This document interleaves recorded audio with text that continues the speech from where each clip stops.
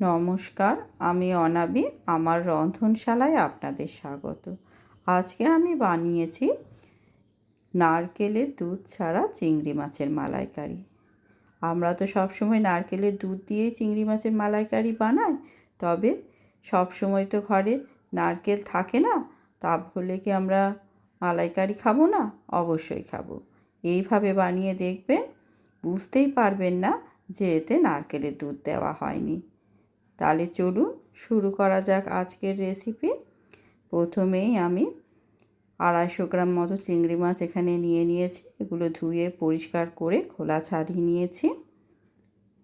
এবার এর মধ্যে আমি অল্প একটুখানি হলুদ দিয়ে দিলাম আর অল্প একটুখানি লবণ দিয়ে দিলাম। এবার লবণ আর হলুদটা খুব ভালোভাবে চিংড়িগুলোর সঙ্গে লাগিয়ে নিতে হবে। ভালোভাবে মাখিয়ে নিয়ে এটা আমি 10 মিনিটের জন্য রেখে দেব।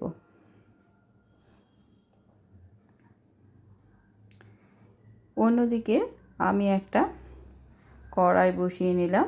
তাতে আমি বেশ খানিকটা সর্ষের তেল দিয়ে দিয়েছি। এবার তেলটা গরম হয়ে গেলে এর মধ্যে আমি চিংড়িগুলো একে একে দিয়ে দেব।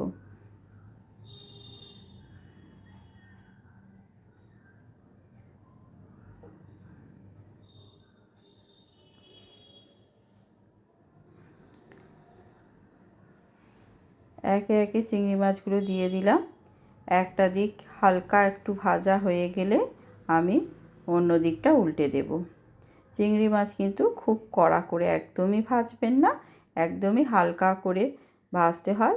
আর খুব অল্প সময় লাগে চিংড়ি মাছ ভাজতে। কড়া করে ভাজলে খুব শক্ত হয়ে যায়, তখন ভালো লাগবে না। তাই হালকাভাবে ভেজে নিতে হবে। সবগুলো উল্টে দিলাম। এবারে অন্য দিকটাও ভাজা হয়ে গেলে আমি একে একে মাছগুলো তুলে নেব।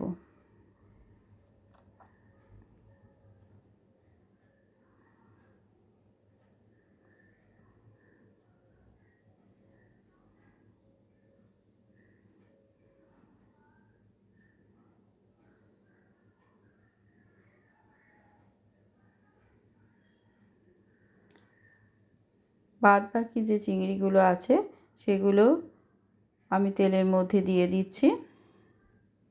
এগুলো ঠিক একই রকমভাবে হালকা করে দুটো পিঠ আমি ভেজে নেব।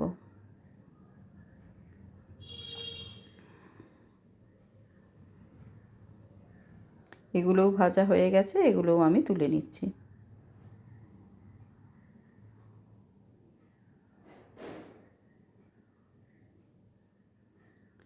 এবার এই তেলের মধ্যে আমি কিছুটা গোটা গরম মশলা দেব, দুটো এলাচ, 3-4টে লবঙ্গ, এক টুকরো দারচিনি আর একটা তেজপাতা দিয়ে দিলাম। এবার এটা 10-15 সেকেন্ড একটু ভালো করে ভেজে নেব। তারপর এর মধ্যে আমি একটা পেঁয়াজ বেটে রেখেছি, সেটা দিয়ে দিলাম। এবার পেঁয়াজটাকে একটুখানি ভালো করে ভেজে নেব। পেঁয়াজটায় দেখুন হালকা হালকা রং ধরে গেছে। এবার আমি এর মধ্যে 3-4টে কোয়া রসুন থেতো করে রেখেছিলাম, সেটা দিয়ে দিলাম। এটাও একটু ভালো করে ভেজে নিতে হবে। এবার এর মধ্যে 1/2 চামচ আদা বাটা দিয়ে দিলাম। আদা বাটাটাও খুব ভালোভাবে মিশিয়ে নিচ্ছি।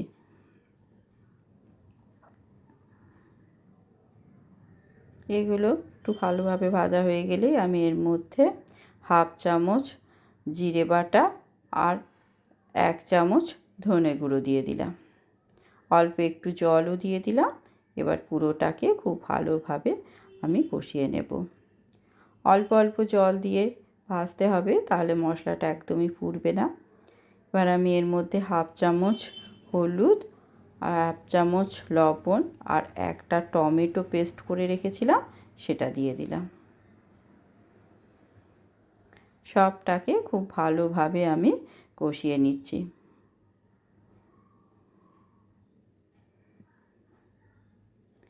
এবার আমি এর মধ্যে 1 চামচ মতো কাশ্মীরি লঙ্কার গুঁড়ো দিয়ে দিলাম। এটাতে একদমই ঝাল হবে না। আর ওই টমেটোর পেস্টটার সঙ্গে আমি একটা লঙ্কাও বেটে নিয়েছিলাম, বেশ বড় ঝাল লঙ্কা, ওই জন্য আমি একটাই দিয়েছি। এবার আমি এর মধ্যে 5-6টা কাজু বাদাম, 1 চামচ পোস্ত আর অল্প একটুখানি চারুমগজ একসঙ্গে বেটে পেস্ট করে রেখেছি, এইটাকেও আমি দিয়ে দিলাম।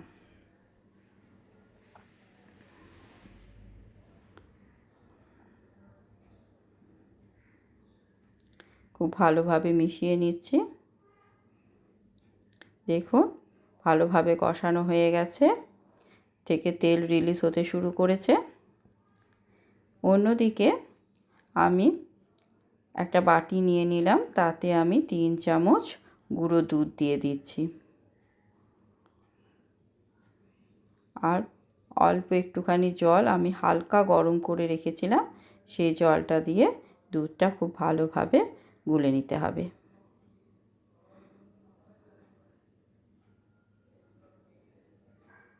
খুব ভালোভাবে গুলে নেব, যাতে একটুও দানা না থাকে।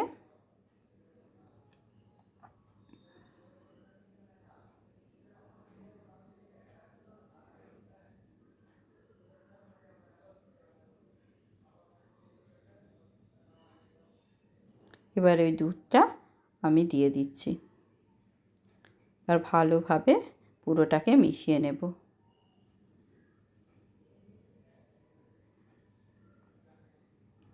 এবার আমি এর মধ্যে অল্প একটুখানি জলও অ্যাড করে দেব। আপনারা গ্রেভিটা যেরকম পরিমাণে রাখতে চান সেই পরিমাণ জলটা দিতে হবে, এটা আপনাদের ইচ্ছা মতো দেবেন। খুব ভালোভাবে মিক্সড করে নিলাম। এবার আমি মাছগুলো দিয়ে দিলাম এর মধ্যে। এটাও ভালোভাবে নাড়াচাড়া করে আমি মিশিয়ে নিলাম।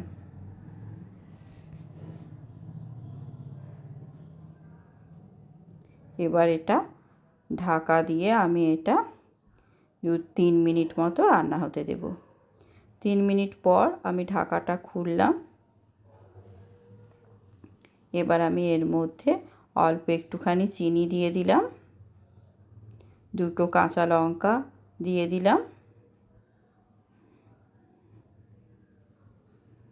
একটু নাড়াচাড়া করে দিচ্ছি। এবার আমি এর মধ্যে অল্প একটুখানি গরম মশলা গুঁড়ো দিয়ে দিলাম, এটাও ভালোভাবে মিশিয়ে নিচ্ছি। এবার আমার এটা হয়ে গেছে রান্নাটা। আমি এটা ঢাকা দিয়ে 5 মিনিট স্ট্যান্ডিং টাইমে রেখে দেব। 5 মিনিট পর ঢাকাটা খুলে আমি এটা গরম গরম পরিবেশন করছি। দেখুন কত সুন্দর হয়েছে। আর এটা খেলে একদমই বুঝতে পারবেন না যে এটা নারকেলের দুধ দিয়ে তৈরি হয়নি, এমনি গুঁড়ো দুধ দিয়ে বানিয়েছেন। একই রকম টেস্ট হয়, একবার বানিয়ে দেখবেন, ভীষণ ভালো লাগে খেতে। কেমন লাগলো আজকের রেসিপি জানাবেন, আর অবশ্যই একবার রান্না করবেন। ধন্যবাদ।